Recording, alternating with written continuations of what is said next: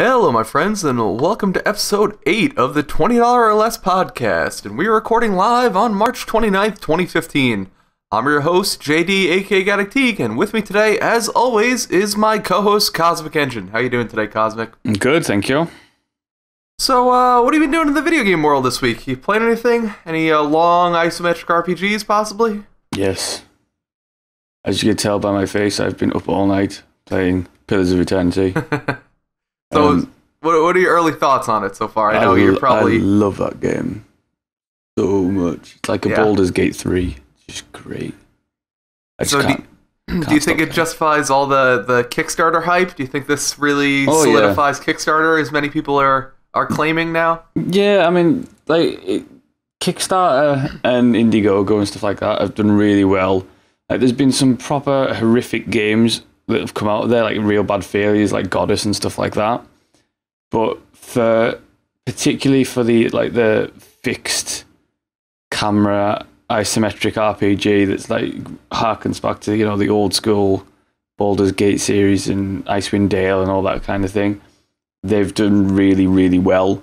And I mean, last year we had Divinity Original Sin, which was fantastic. We had Wasteland 2, which was fantastic. And now we've got probably the most anticipated game to come off Kickstarter in Pillars of Eternity, and it is just amazing. I love it so.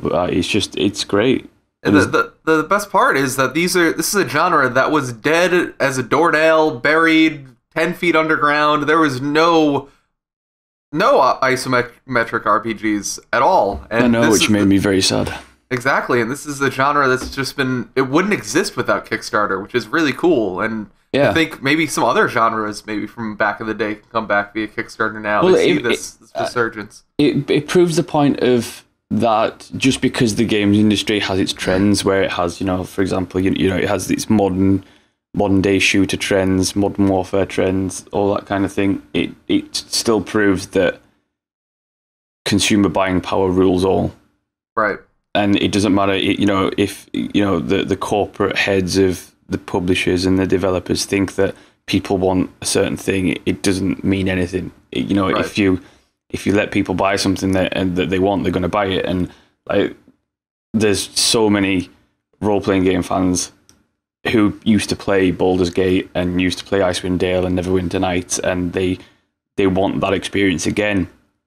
And the best thing about the big three games that have come out in the past 2 years, Wasteland 2 and Divinity Original Sin and all that kind of thing, is that they have done it in a way that, particularly with Pillars of Eternity, because Pillars is unique in the fact that Obsidian chose to use 2D backgrounds, 2D static backgrounds, which was a risk because with 2D static backgrounds, the great thing about it is you can put in a higher level of detail. And you can make it look really, really high resolution detail, but you also risk it looking dated. And the great thing about the game is it doesn't look dated. It looks fantastic.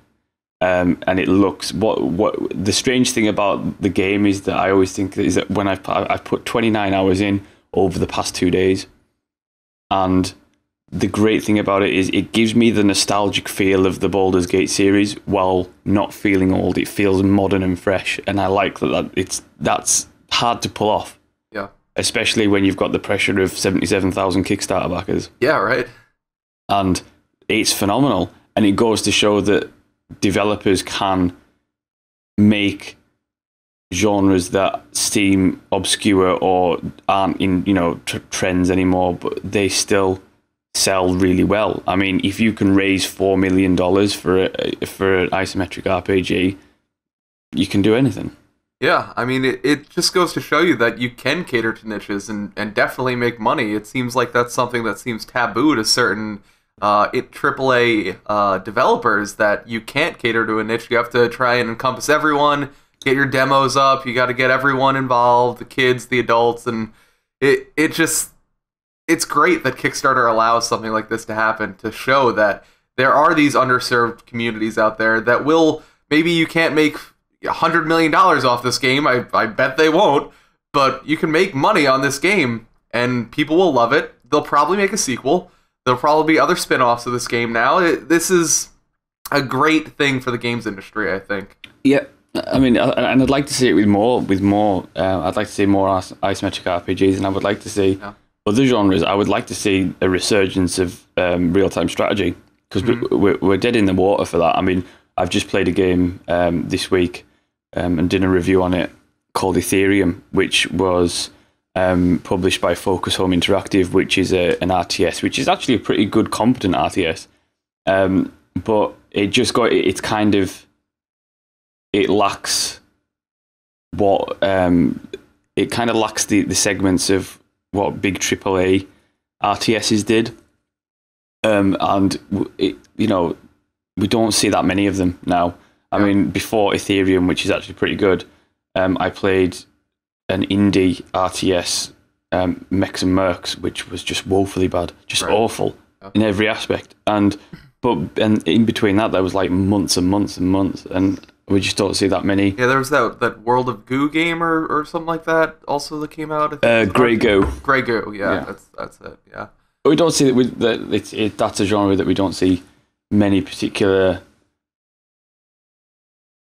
iterations of. I would say, like, we don't see that many, you know, really good games from that, and it's something that I like the idea that Kickstarter can be a gateway to bring back genres that you thought were dead. Definitely. And that people love. I like that. Yeah, I think I've backed endless numbers of 16-bit RPGs on Kickstarter, and it's a great way for people to really, you know, for developers to get into people's minds and see, hey, do you want this? Do you want this? Do you want this? And it's, when done properly and not done like Peter Molyneux does it, it can work really well and do some great things. Well, that's it. I mean, but it's also a case of who does it. I mean, when you're backing something, obviously it's a calculated risk, but you've got to look at who's doing it, and you've got to look at the product that they're trying to make, because at the end of the day, you're not going to raise $200 million for a video game on Kickstarter. So you've got to look at, you know, for example, Pillars. You know, they made a game that is fantastic, but look at the game, what they made. It's the backgrounds and all the kind of art assets are all 2D, so it's not like that costs $100 million in graphics alone. Right. It's all about being realistic. Right. And I mean, it doesn't have to. It just shows you that you don't need the graphics, 9 million animators and stuff. Graphics don't mean anything. Yeah. People say graphics mean everything. AAA developers and publishers think graphics mean everything, but they don't at all. Yeah, especially nowadays, it seems like more and more they're pushing the graphics angles about how many more polygons and animations that characters have now. It just it doesn't mean anything. If the gameplay sucks, it doesn't matter. It's the gameplay mechanics that are the most important, and it's the fun value you have while playing. But it's ultimately, there was in the past like 5 to 10 years nearly, it's almost been about trying to make games look as realistic as possible. And the problem with that is that you make them look awful within 3 years. You make them look really, really dated. Whereas if you choose a graphic style and an art style that is unique, you end up having your game be timeless, because you can go back and play that game with, like, you know, a cartoon-esque art style, and it still looks great 10 years on. Right. Whereas if you try and make it like, you know, Call of Duty realistic, play that game in 5 years, it looks old. Yeah. Yeah, exactly. So, you played anything else? I know you've spent a lot of time in Pillars. Yeah, I've put a lot of time in Pillars. What else did I played a little bit of an early access game, Victor Vran, because I'm going to be doing a video on that at some point, but it's nothing that I didn't say in the other episode. It's just, you know, basically an action RPG that's pretty fun. Yeah. But that was it. Yeah, so I've been playing some Mario Party 10, actually. It just came this week, and it's pretty fun. If you are a fan of Mario Party like I am, I'm a huge Mario Party fan, going back to the original on the N64. I remember playing that with my friends on it, because my friend had an N64 and I didn't. And I remember being at his birthday party and we played Mario, the original Mario Party. Yeah, with the spinning and you have the hole in your hand from the controller. Yeah. Yeah. You just used to have to do it with your palm of your hand. Yeah, exactly. It was the best. My brother and I used to play it all the time because it was one of the few games that we were both like equally skilled at. And whenever we'd have the spinning challenges, we would do it so hard and then compare our wounds afterward. But yeah, it's a fun game, and they made some changes that are a little bit probably more for the casual players. It doesn't really have some of it takes out items, it takes out some other things that the series had gotten that I enjoyed. Isn't that game essentially for casual players though? Yes, it is essentially for casual players, and probably the best part of what they've done is they've cut down the length of the maps, so you can get like 4 games in 2 hours. They're all like a half-hour long maps. They've added in boss fights, which is a lot of fun. Each map has a mini boss fight in the middle and a end boss fight at the end, and there's like a set mini game that goes along with it where you're fighting the boss.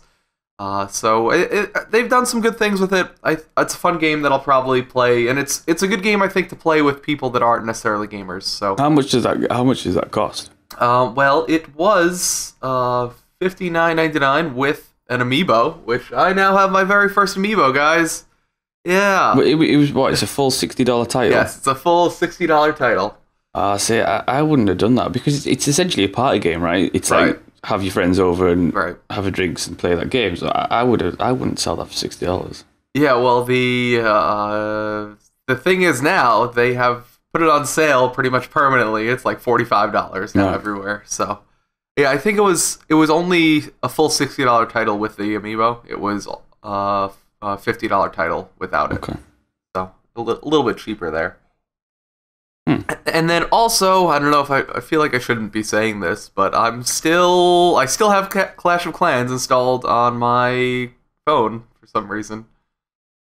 I don't know why. It's weird because I keep playing it and thinking this is the worst game ever, but I'm still doing it. It's just like the simplicity of being able to go in for literally 15 seconds at any time and just queue something up and be done. It's like a small little dopamine release. It's stupid. I feel bad for saying it, but I feel like they do things purposefully to try and get you to not play. Like all of a sudden the times ramp up to crazy levels. Like the third upgrade you do on certain buildings is like 24 hours long, and you're like, why would you do this? Don't you want to hook players in and then fuck them? No, they try and fuck them right away because goddamn Clash of Clans. Yep. I really just need to uninstall it one day and never think about it again. I would just stop playing mobile games altogether. Yeah, well, like I said, I need something to do on my commute. Take a 3DS. I should start taking my 3DS. A bunch of my coworkers bring their 3DSs. One of them has the nice Majora's Mask 3DS now. Oh yeah. Oh, that thing is so cool looking. That's really hard. That's really hard to get the in America, isn't it? Yeah, no, it's been crazy to get it here, and there was recently GameStop I think restocked it, and they were out of it in like minutes. It was because you could just pick one up in Europe. Like it's not an issue. Like you can just order one. It's not a problem. But yeah, I don't know. Weird. So let's move on to some news here. Let's get to the very limited news that happened this week. Let's start with this little bit about Rust. So this week, Rust has implemented a patch in which each player's Steam account, so this is locked to your Steam account if you have the game Rust, it randomizes the skin color of your player character as well as your face, some of their features. So basically, you are assigned a random character that you cannot change. And I personally think this is kind of cool. Obviously, it has been received very poorly, but it's an interesting idea, and I'm glad someone's done it. I'm not going to play Rust because of it, but it's neat to me. I think it's cool. What do you think about it, Cosmic? I've never played Rust. No, you never played what? It's still in early access, isn't it? Yeah, it's still in early access. Yeah, no. So what do you think about randomizing and assigning players' race / gender possibly, or player character in general to a Steam account, forcing players to play whatever character they get? I don't know. They want to do it as long as it's not like inequality or whatever. I don't know. It's weird. I mean, you're flirting with a fine line, right? But I think it's interesting, as in so many games assign you a player character, and it happens to be a certain, mostly a subset of stock characters, basically. And I think this is an interesting play on that. I think obviously it would be better if you could customize your character, probably, but it's whatever. I mean, yeah, I prefer choice myself. I mean, I prefer customization and choice. Right. So. But I do think it's an interesting way of them doing it. If you are assigned, if you are, as we are, white players, very often we are given white characters. So I think it's just interesting that, we can be given black player characters and, not have anything to do about it. I think that there's interesting development space that they could have in things like that. I don't think Rust is necessarily doing it, because all I've heard of Rust is that it's terrible, but hey, it's cool that they tried something, I think. I'd like to just finish the game, get out of early access. I mean, like the guy says in chat, who cares about Rust, because it's been in early access that long. It's just well, I mean, finish your game. Stop messing around with other shit. Finish your game. But isn't that the point of early access, to do random crazy stuff like this and try? No, here's the thing though. I like early access. I don't like a lot of early access, but there are developers out there who use early access properly, who go in there, come in with an alpha build or just before beta, and they go into early access. They spend 6 months in early access, get paid back, and make a little money to keep development going, and then finish the game in 6 months. Done. Why can't everyone do that? I wish they just bloody did. It drives me insane. Well, I think as long as they're forthright with what they're doing with their time and money, like I don't know how Rust has done it, but if they went in saying this is going to be a long process, I don't have any problem with it. Yeah, I mean, I don't know. I mean, if I bought Rust and I was backing Rust or whatever, I'd be like, what are you doing? Get on with it. Finish the game. Yeah. Well, I mean, again, as Senior Toucan says, Minecraft was in early access forever. But Minecraft's different though. I wish people wouldn't use that example. Minecraft is different. Minecraft is like World of Warcraft, right? It's a phenomenon. It's not like that's the standard line for video games. Minecraft was. You could not predict Minecraft's success, and you couldn't predict. Minecraft was an indie game that came out gradually, and it just exploded on the internet. That's all that happened, and it's the same with World of Warcraft. World of Warcraft came out at a time in the MMO industry that's the MMO that people needed, and it got 10 million subscribers, biggest MMO success ever. But you can't. That's not that's not the line that people go in. That's not what happens, and. Minecraft was developed by like a couple of people, and then, but when it went, massive, they hired more people. But you can't use that as a baseline. Yeah, but I think you can't also just universally say that you need to go on early access. You can only be on there for a couple of months. You need to make your changes and be done with it and release the game. I think it's different for every game, and I think each game is a special case. Maybe. So let's move on to the other small bit of news. This is based off a blog that you pointed me to on Gamasutra about crunch time and how it can be improved in the games industry. And this is mostly a AAA problem, but I think non-AAAs also have had some issues with this.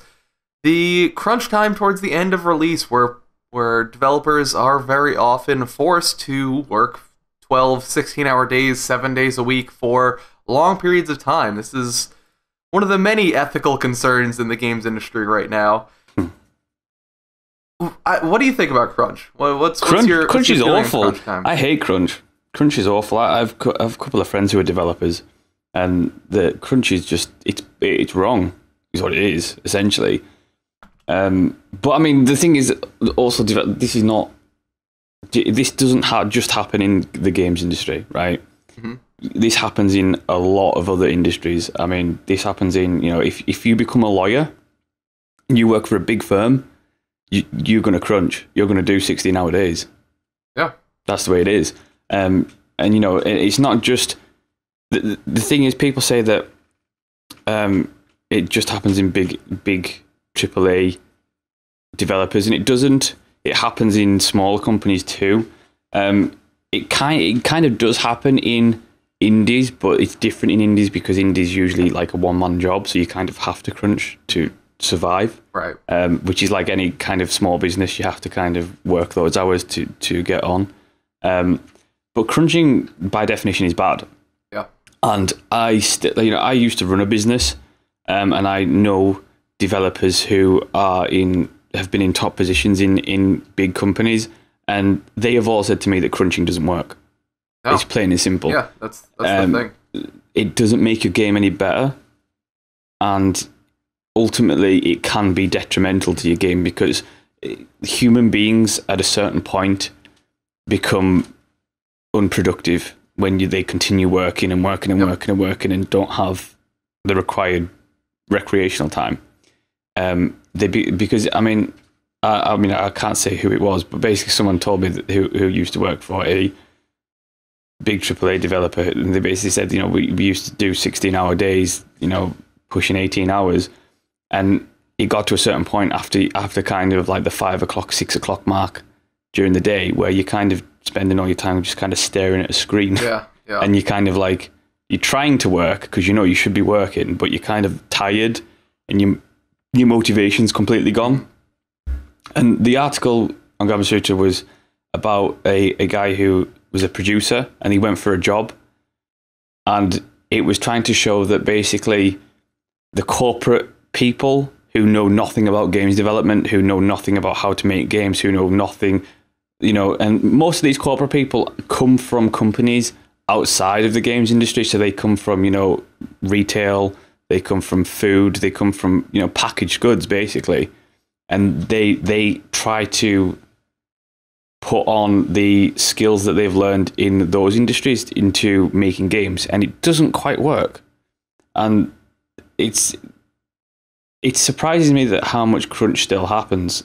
Right. And because it doesn't make your game any better. I mean, you can work just as hard, and it's like saying the corporate people say, well, it's good, work 16-hour days, and it's going to make our game great. Not really. You can work 16-hour days, crunch for 2 months straight, and your game could still fail miserably. Definitely. The basis of how much you crunch doesn't make your game successful. Your game's successful because it's got a good design from the start. Yeah. And it's got, talented people, and it's got a good concept. That's how games are successful. You can, there's been many AAA titles that have, bombed, and I bet they all got crunched. Yeah. Yeah, it's interesting because I work in a salaried position, so I'm expected to get work done in the time allotted, and if I don't, I'm working overtime, sometimes 12+ hour days. It happens. But when you're working those 12+ hour days, how fast your work deteriorates. After, 10 hours in the office, you don't want to be in the office anymore, and your mind is wandering onto things you should be doing at home instead of what you're doing now. It definitely totally kills the productivity when you're just constantly in the office. I had a friend in the games industry who, when his first game was crunching and he was doing QA, he was in the office for 5 straight days, did not leave, slept on a couch in the office, was working 18-hour days, and there's no way at the end of that stretch he was working at his top level. It's poor for everyone. And you make mistakes. You make mistakes because you get tired and stuff. And the issue is the fact that, especially AAA developers, they try to make it's fear. It's a culture of fear that basically if you don't crunch, if you don't do this, then you will get fired. And the problem is they've got a really bad corporate culture of basically getting developers in, and then to keep costs low, what they do is they AAA developers, they bring developers in, they make a game, and then they get rid of them all, and then they bring in fresh out of university, out of college developers to keep the costs low, and they just recycle developers, and it's an awful culture. Yeah. That doesn't have much job security at all. But I know of companies, particularly smaller companies, and who, instead of like kind of running their company by fear and saying you've got to crunch to do this or you'll lose your job, they instead kind of motivate and say, we want to do this. It's ultimately about management. It's about leadership. If you can inspire your workforce to be motivated for the product that they're making, and be motivated for the company that they work for, they're going to do better work. That's leadership and management 101. And it's ultimately, that's how it needs to be. People, crunching doesn't do anything. Right. You've got to make sure that and it's also a problem. It's not just a problem of motivation, and it also comes with a problem of project management. Games are rarely project managed well, right? Because they don't know how to. Yeah, a lot of people who on the corporate side of things don't know how to make video games, and they don't do the timescales well at all. They don't know how to set deadlines. They set release dates way before obviously the team is ready to commit to something. And there have been more within the past probably year, a couple instances of games being pushed back, which is great. I think that's the better way to do it, obviously, instead of, I'm sure these games will still crunch, but instead of forcing them to crunch and still release a game that's not ready, push that deadline back. It's not the end of the world like it used to be. It's not like the death knell for a game if it gets delayed 3 months. That's not going to be a problem. The game will still sell well if it's a good game. So they should be doing their best to make it a great game. And the funniest part to me is that video games are a creative medium, and creativity doesn't work when you're forced to be creative. No. And problem solving doesn't work when you're forced to problem solve. It's so much easier to be able to think about problems than take some time away from it, come back with fresh eyes and say, oh, now I see what we weren't seeing. We can solve it this way. And obviously this isn't a case like a lawyer or something where it's a lot of paperwork and actually just searching for things. There is some of that in video games, but some of it is the problem solving and bug fixing, and things like that are done best if you're not forced to do it in a strict time frame. It's, you just get this done, you'll figure it out, just take your time. Yeah, but it is a problem, and it's one of those things that it's because the games industry is still quite a young industry. It needs looked at in terms of behind closed doors, because developers have always been very secret, publishers have always been very secret and tight-lipped on the practices that go on behind closed doors. And I think it's a case of they need better ways to project manage. They need better ways to, essentially you're running a business. And the problem is that I noticed that the games industry, a lot of developers and a lot of producers don't know how to do a basic business plan. Like they talk about costs, and they're like, oh yeah, the costs were, we went over budget by like 50 million. How? you kind of costed well then. Like, things happen during development, and development is generally a messy thing because you get things that you build a game, and then one of the mechanics that look good on paper turns out to be awful and is detrimental to the game. So you have to change that midway through development, and that's part of development. But you need to minimize that kind of thing, and you need to do risk assessments, and you need to be on top of this stuff. And the problem is, I feel like developers don't know what they're doing half the time. Especially at management level, they don't know what they're doing, and they don't know how to run a business, and they don't know how to keep a project on track, and they just it becomes a mess. And yeah, and I think that's another symptom of being a very young industry. There just aren't that many people around that have been in the games industry for long enough to pick up some of these skills. Like, there are the 20-year, 30-year industry vets, but we're at a point where a lot of them aren't in gaming anymore. A lot of them don't make video games. The lifespan of a video game producer or a developer is very short. Well, it is, and it's also, there's a problem of ageism in the industry, in developers, because I was reading an article on a website a couple of weeks back that was basically from a video games developer who was a producer now, who basically couldn't get a job. They reached like 40 and they couldn't get a job because and they said it must have been because of their age, because they'd made AAA games, indie games, they'd made some really successful titles, and they could not find a job for whatever reason, and they didn't, and it was because of their age. It was because they were over 40 and they just could not find a job in the games industry anymore, because like I said before, the games industry, it throws out people at a certain wage point, and they get in fresh young developers who will be paid less and don't have the skills. They don't have the project management skills, because some things you have to learn by experience. There are certain things you would never know without having actually been in the trenches and done it. Yeah. So that's a big problem, and crunching is a big problem, and hopefully something is done about it at some point. I mean, I know there's been discussion about video game developers unionizing or something. I think they should unionize. Yeah, it'd be good. I don't know. I don't know enough to really make an educated point on if a union would really help them or not. So I think they got to do something though, and I think it's a point of now. It's getting to the point now where developers need to stick up for themselves, because the consumer will. Right. If they stand up for themselves, the consumer will back them, and it's just proven by crowdfunding. Right. If you want to do something, do it. Don't listen to what EA says or any kind of publisher says. Ultimately, consumers would always rather give developers the money rather than the publisher. Right.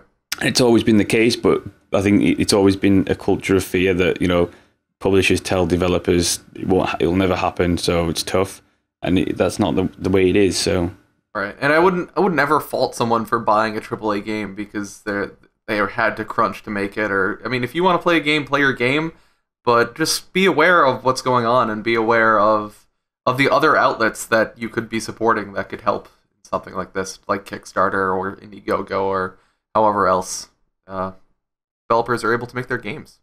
That's it. All right, so let's move on to this week's Game of the Week. This week's Game of the Week is Valkyria Chronicles, which was developed and published by Sega. I guess it's Sega Entertainment now, right? The price was $19.99, full price, but it's on sale right now. If you go immediately, you could still pick it up. I think it's just like $7, so go ahead and get it. And you can go ahead and see where you can purchase it in the show notes. There's a link to the Steam page. I don't think it's on anything else. I looked on GOG and I looked on... It's not. I think it's just on Steam. Yeah, I think it's just a Steam game. So this is an interesting, like, XCOM-ish type game. What do you think of it? It's an odd one, I think. I love Valkyria Chronicles. Yeah? I absolutely adore it. It's essentially an RPG that it's turn-based, but it's like free movement, so it's not like grid-based or anything like that. It's better to play it with a controller because it was originally on the PlayStation 3. And it's a pretty old game now that Sega basically remade for the PC. Valkyria was one of my favorite games of all time. I loved the story. I loved the world. I loved the combat system. I thought it was great. Essentially, it's basically like a World War II game, like a fantasy World War II, because it's like some of the themes that run through the storyline are very, talk about like, World War II racism and stuff like that. And yeah, I mean, they go deep on certain things that I was not expecting at all when I started the game up. I was like, whoa, this is what we're doing right now? It's and that, players, characters die. There's racism, there's sexism, there's all sorts of real themes that are running throughout this game, and not what I expected. Yeah, no, but it's great. I mean, it's the combat itself. Everyone's got different weapons and stuff, and you've got tanks, and I mean, Valkyrie's, people who played it on the PlayStation know how great it is. Like, it was one of the greatest RPGs on the PlayStation 3.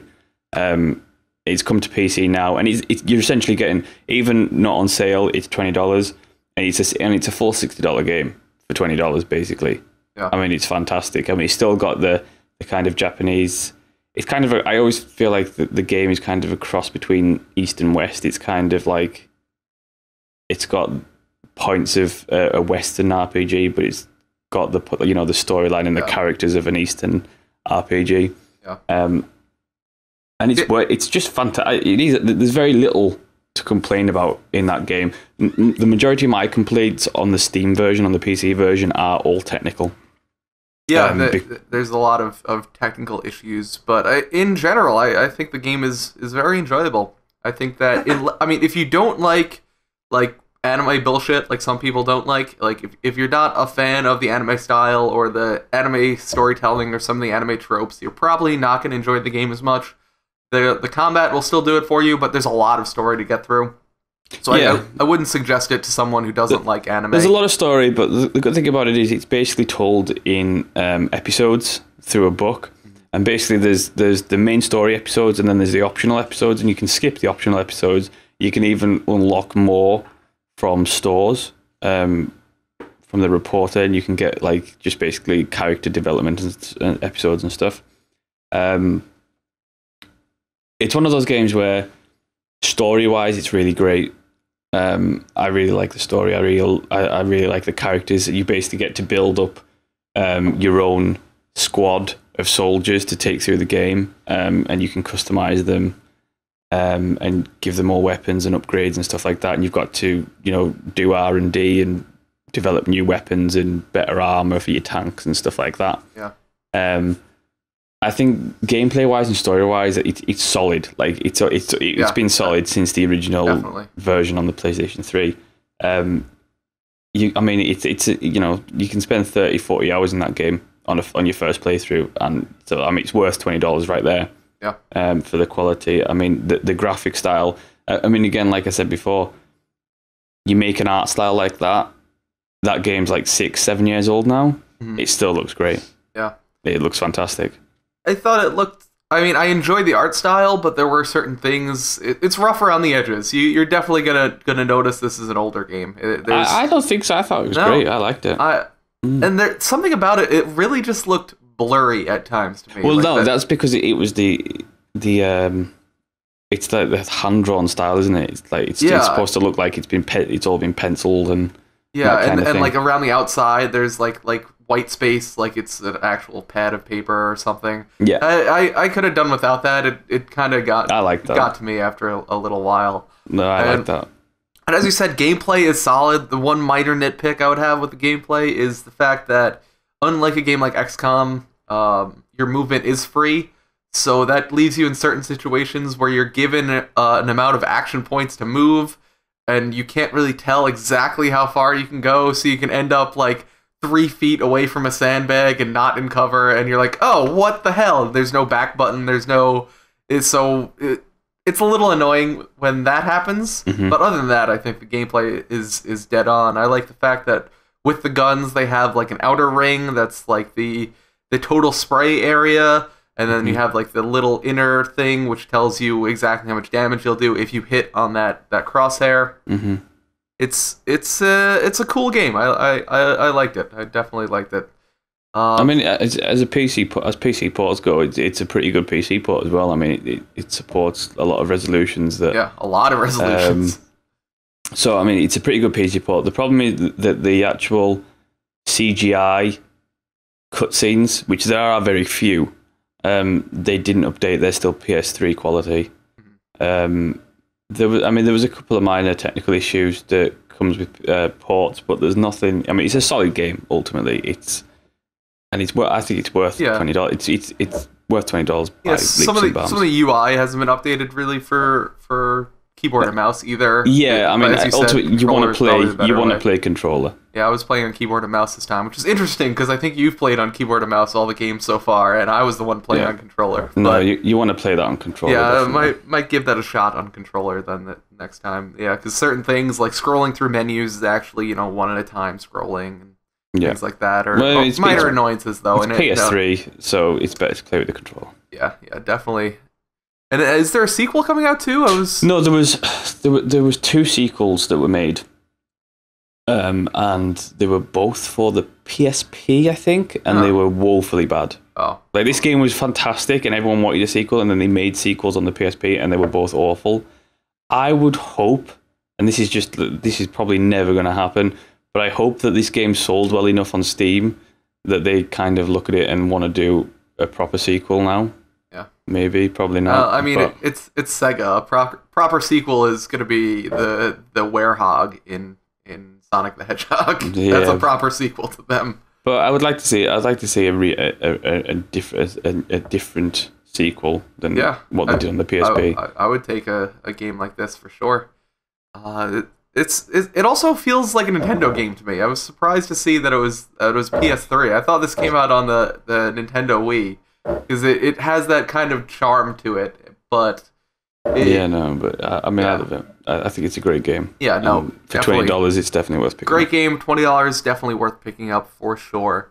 So as I end every episode, I'm going to ask you, if this was your one game that you played this week, would it have satisfied you? Yes, definitely. Yeah, I definitely agree. This was one of the better games I think we've played in this entire podcast so far. So that's good news for Valkyria Chronicles.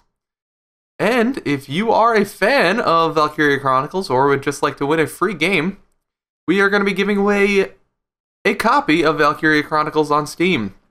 So just be on the lookout on the 20orLESS Twitter page. We will be telling you how you can win that. And as last week we said we would give away a copy of Hotline Miami 2, this week's winner is Christy. So Christy, check your email. I will be sending you a code for Hotline Miami 2. And with that, let's wrap up the show. What do you got going on this week? More Pillars of Eternity. So how many more hundreds of hours do you have to put into that before you're allowed to do a review? Quite a few. Do you think it'll be this week, next month? I'll definitely do it this week. Yeah. But that's probably what I'll be playing mostly. Yeah, so if you would like to reach Cosmic, how can we get you, Cosmic? I don't know. Wave your hands and scream. Oh, smoke signals? Is that the best way to do it? Yeah. All right. Bird calls. You can reach the show at 20orLESS Podcast on Twitter, or you can email us at 20orLESSpodcast@gmail.com. You can reach me at gteeg, that's GTEEG, or you can email me at gaddockteeg@gaddockgaming.com. And with that, I think we have exhausted our gaming resources. Thank you very much for coming, guys.